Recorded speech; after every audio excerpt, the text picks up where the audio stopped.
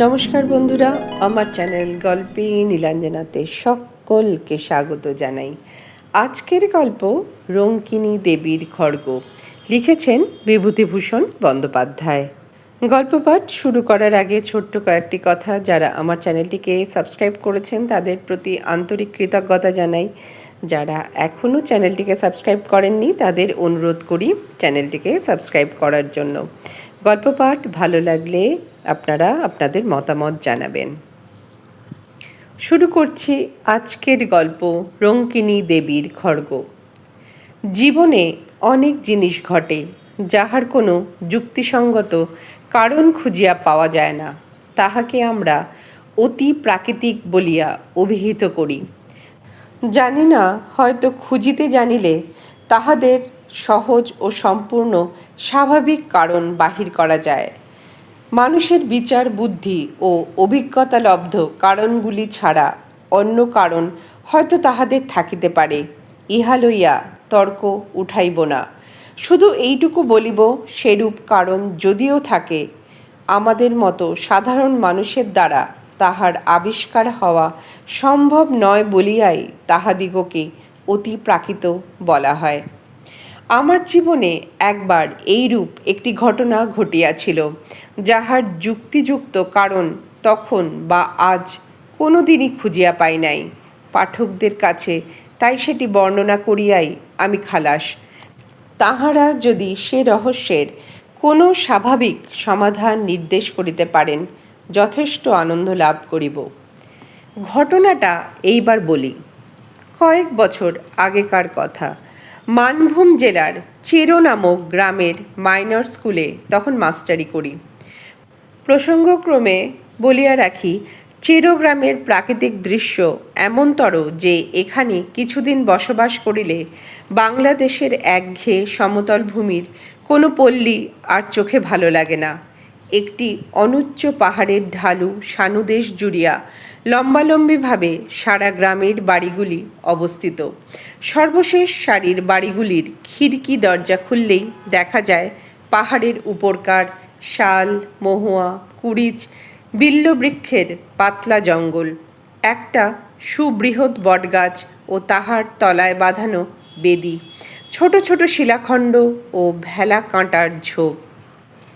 আমি যখন প্রথম ও গ্রামে গেলাম, তখন একদিন পাহাড়ের মাথায় বেড়াইতে উঠিয়া এক জায়গায় শালবনের মধ্যে একটি পাথরের ভাঙা মন্দির দেখিতে পাইলাম।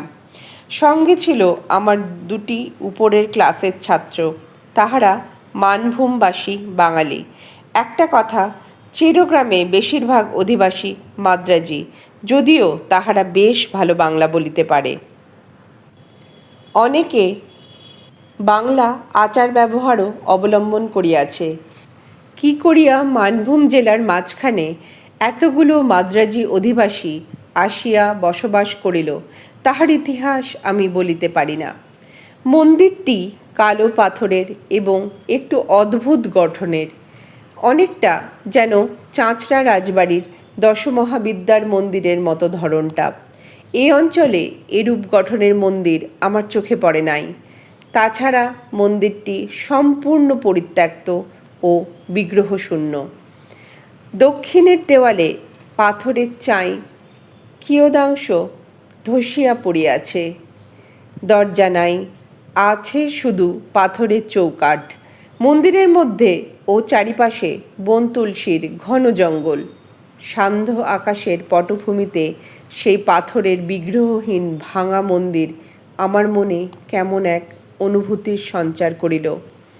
আশ্চর্যের বিষয়, অনুভূতিটা ভয়ের। ভাঙা মন্দির দেখিয়া মনে ভয় কেন হইল, এই কথা তারপর বাড়ি ফিরিয়া অবাক হইয়া ভাবিয়াছি। তবুও অগ্রসর হইয়া যাইতেছিলাম মন্দিরটা ভালো করিয়া দেখিতে। একজন ছাত্র বাধা দিয়া বলিল, যাবেন না স্যার ওদিকে? কেন? জায়গাটা ভালো না, সাপের ভয় আছে সন্ধেবেলা। তাছাড়া লোকে বলে অনেক রকম ভয়ভীত আছে, মানে অমঙ্গলের ভয়। কেউ ওদিকে যায় না। ওটা কি মন্দির? ওটা রঙ্কিনী দেবীর মন্দির স্যার, কিন্তু আমাদের গাঁয়ের বুড়ো লোকেরাও কোনো দিন ওখানে পুজো হতে দেখেনি। মূর্তিও নেই বহুকাল। ওই রকম জঙ্গল হয়ে পড়ে আছে, আমাদের বাপ ঠাকুরদার আমলেরও আগে থেকে। চলুন স্যার, নামি। ছেলে দুটা যেন একটু বেশি তাড়াতাড়ি করিতে লাগিল নামিবার জন্য। রঙ্কিনী দেবী বা তাহার মন্দির সম্বন্ধে দু একজন বৃদ্ধ লোককে ইহার পর প্রশ্নও করিয়াছিলাম, কিন্তু আশ্চর্যের বিষয় লক্ষ্য করিয়াছি তাহারা কথাটা এড়াইয়া যাইতে চায়। যেন আমার মনে হইয়াছে রঙ্কিনী দেবী সংক্রান্ত কথাবার্তা বলিতেও তাহারা ভয় পায়। আমিও আর সে বিষয়ে কাহাকে কিছু জিজ্ঞাসা করা ছাড়িয়া দিলাম। বছরখানেক কাটিয়া গেল। স্কুলে ছেলে কম, কাজকর্ম খুব হালকা। অবসর সময়ে এ গ্রামে ও গ্রামে বেড়াইয়া এ অঞ্চলের প্রাচীন পট, পুঁথি, ঘট ইত্যাদি সংগ্রহ করিতে লাগিলাম। এ বাতিক আমার অনেক দিন হইতেই আছে। নতুন জায়গায় আসিয়া বাতিকটা বাড়িয়া গেল। চেরোগ্রাম হইতে মাইল ৫-৬ দূরে জয়চণ্ডী পাহাড়। এখানে খাড়া উঁচু একটা অদ্ভুত গঠনের পাহাড়ের মাথায় জয়চণ্ডী ঠাকুরের মন্দির আছে। পৌষ মাসে বড় মেলা বসে।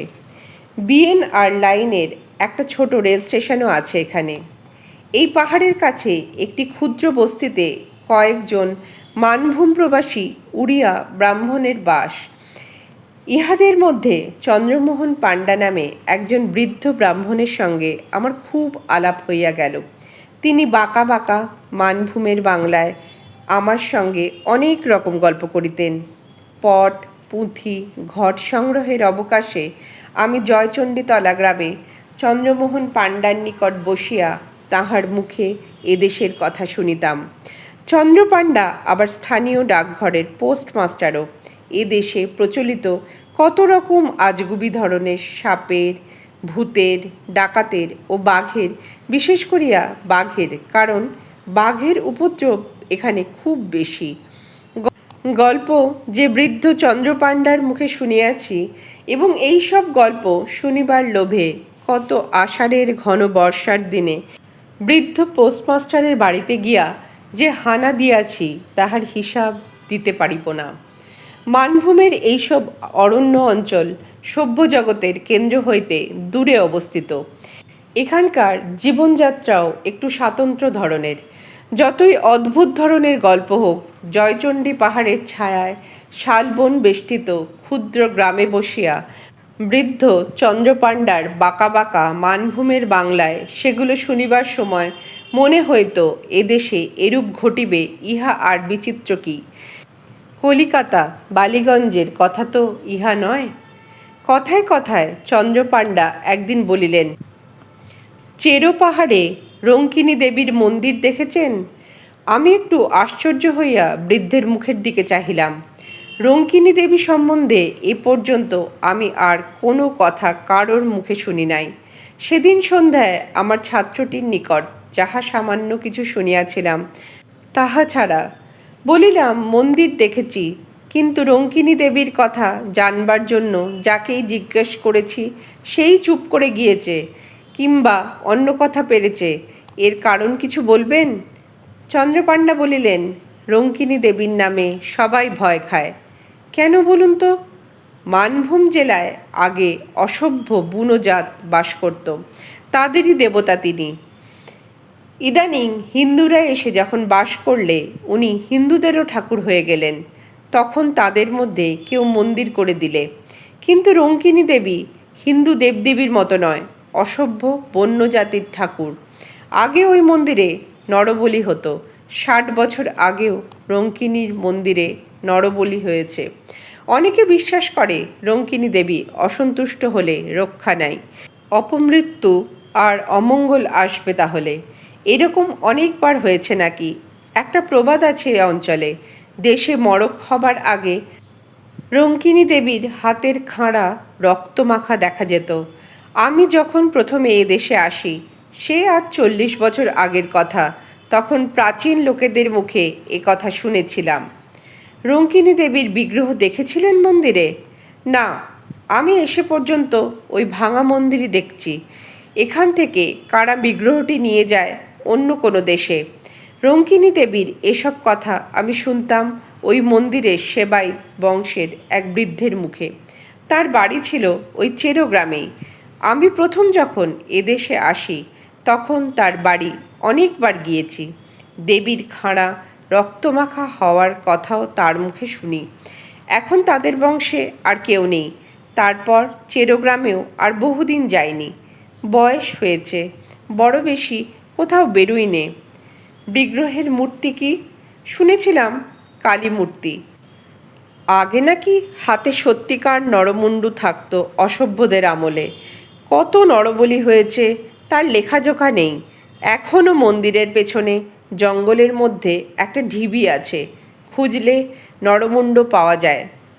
সাধে এ দেশের লোক ভয় পায় শুনিয়া সন্ধ্যার পরে জয়চণ্ডীতলা হইতে ফিরিবার পথে আমারই গা ছমছম করিতে লাগিল।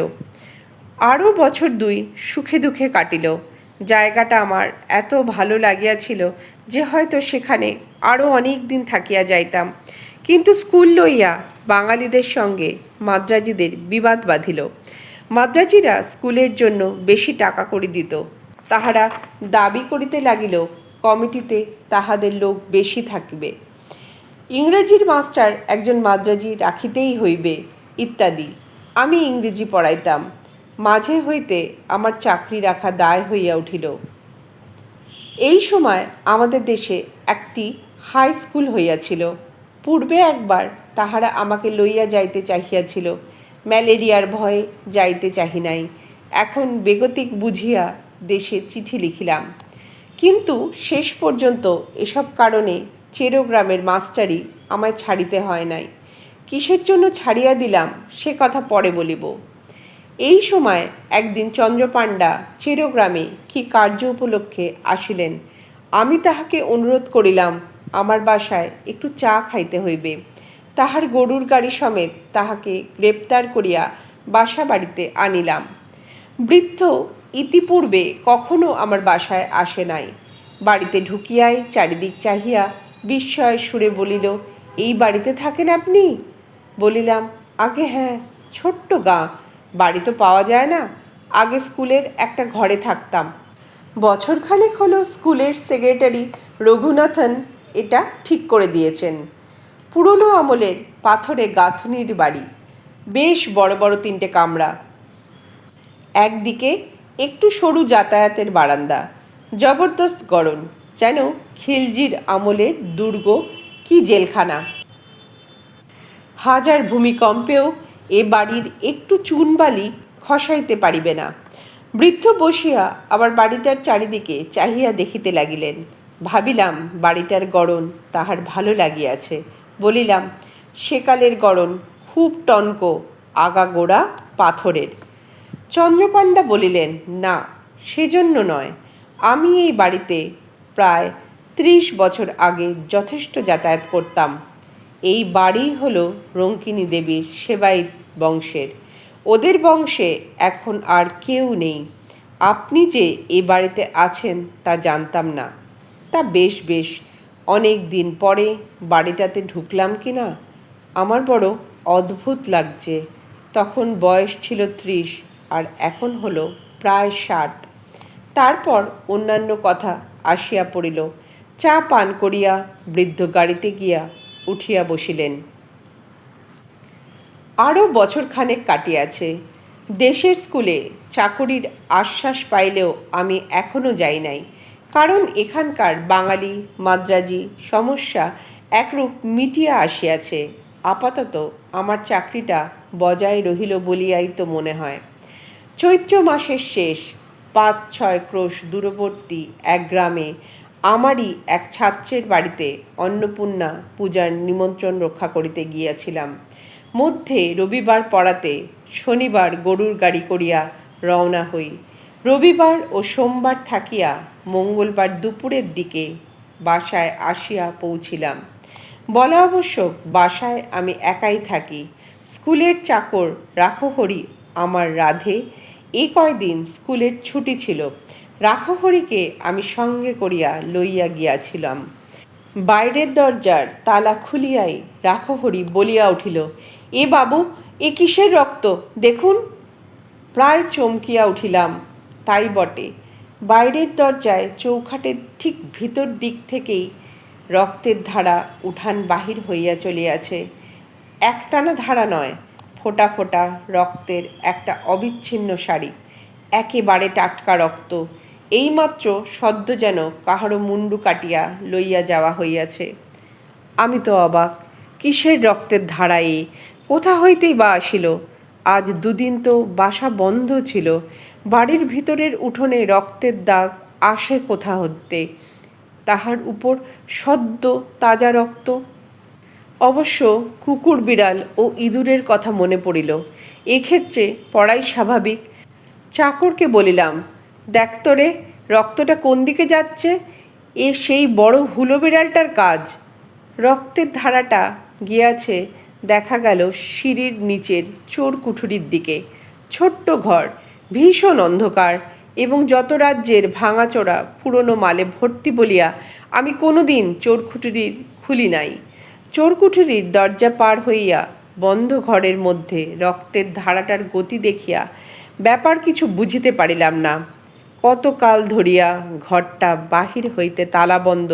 যদি বিড়ালেরই ব্যাপার হয়, বিড়াল ঢুকিতেও তো ছিদ্রপথ দরকার হয়। চোর কুঠুরির তালা লোহার শিকের চার দিয়া খোলা হইল। আলো জ্বলিয়া দেখা গেল ঘরটায় পুরনো ভাঙা তোবড়ানো টিনের বাক্স, পুরনো ছেঁড়া গদি, খাটের পায়া, মরিচা ধরা সরকি, ভাঙা টিন, শাবল প্রভৃতি ঠাসা বোঝাই। ঘরের মেঝেতে সোজা রক্তের দাগ এক কোণের দিকে গিয়াছে। রাখহরি খুঁজিতে খুঁজিতে হঠাৎ চিৎকার করিয়া বলিয়া উঠিল, এ কি বাবু, এতে কি করিয়া এমন ধারা রক্ত লাগিল? তারপর সে কি একটা জিনিস হাতে তুলিয়া ধরিয়া বলিল, দেখুন কাণ্ডটা বাবু। জিনিসটাকে হাতে লইয়া সে বাহিরে আসিতে তার হাতের দিকে চাইয়া আমি চমকাইয়া উঠিলাম। একখানা মরিচা ধরা হাতল ভাঙা ভাঙা খাঁড়া বা রামদা, আগার দিকটা চওড়া ও বাঁকানো, বড় চওড়া ফালাটা তাজা রক্তে টকটকে রাঙা। একটু আধটু রক্ত নয়, ফলাতে আগা গোড়া রক্ত মাখানো। মনে হয় যেন খাঁড়াখানা হইতে এখনই টপ টপ করিয়া রক্ত ঝরিয়া পড়িবে। সেই মুহূর্তে একসঙ্গে আমার অনেক কথা মনে পড়িল। 2 বৎসর পূর্বে চন্দ্রপাণ্ডার মুখে শোনা সেই গল্প। রঙ্কিনী দেবীর সেবায়িত বংশের ভদ্রাসন বাড়ি এটা। পুরনো জিনিসের গুদাম এই চোর কুঠুরিতে রঙ্কিনী দেবীর হাতের খাঁড়াখানা তাহারাই রাখিয়াছিল হয়তো। মড়কের আগে বিগ্রহের খাঁড়া রক্তমাখা হওয়ার প্রবাদ। আমার মাথা ঘুরিয়া উঠিল। মড়ক কোথায় ভাবিতে পারিতাম, যদি সময় পাইতাম সন্দেহ করিবার, কিন্তু তাহা পাই নাই। পরদিন সন্ধ্যার সময় চেরো গ্রামে প্রথম কলেরা রোগীর খবর পাওয়া গেল। 3 দিনের মধ্যে রোগ ছড়াইয়া মড়ক দেখা দিল। প্রথমে চেরো, তারপর পাশের গ্রাম কাজরা, ক্রমে জয়চণ্ডীতলা পর্যন্ত মড়ক বিস্তৃত হইল। লোক মরিয়া ধুলধাবার হইতে লাগিল। চেরো গ্রামের মাদ্রাজি বংশ প্রায় কাবার হইয়া যাবার জোগাড় হইল। মড়কের জন্য স্কুল বন্ধ হইয়া গেল। আমি দেশে পলাইয়া আসিলাম। তারপর আর কখনো চেরোতে যাই নাই। গ্রীষ্মের বন্ধের পূর্বেই দেশের স্কুলের চাকরিটা পাইয়াছিলাম। সেই হইতে রঙ্কিনী দেবীকে মনে মনে ভক্তি করি। তিনি অমঙ্গলের পূর্বাভাস দিয়া সকলকে সতর্ক করিয়া দেন মাত্র। মূর্খ জনসাধারণ তাহাকেই অমঙ্গলের কারণ ভাবিয়া ভুল বোঝে। এতক্ষণ শুনছিলেন গল্প রঙ্কিনী দেবীর খড়গ। গল্প পাঠ কেমন লাগছে আপনারা আপনাদের মতামত জানাবেন। এতক্ষণ সঙ্গে থাকার জন্য সকলকে অসংখ্য ধন্যবাদ। সকলে খুব ভালো থাকবেন।